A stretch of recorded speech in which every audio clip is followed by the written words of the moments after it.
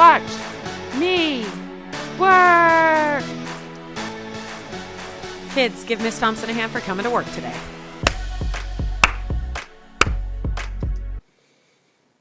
Okay, now that I've set my home page, over here I've got all these different things. Like this is a ton of stuff on the side. If I go into student view, there's still a ton of stuff, and I don't need any of this to be showing up on the student side. So I'm going to click out of the student view, and then I'm going to go back down here, and I'm going to choose settings. And underneath here where it says navigation, I'm going to click on that.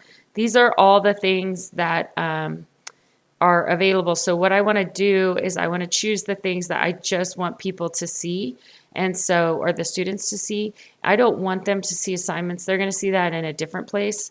I think when the students see the assignment, what ends up happening is they click on that and they don't go through my modules that I've put together for them, and that annoys me.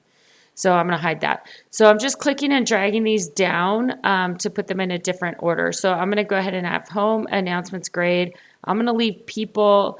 I'm going to move pages down because I don't really want them to see that. I'm going to move the files down because they don't need that. I'm going to leave the syllabus. I'm going to take quizzes because all this stuff, I'm going to leave rubrics for right now, but so I'm just going to move each one of these things that I don't care about down, that I don't want the students to see. They won't be able to see all of this, but in this case, I'm just moving it all down.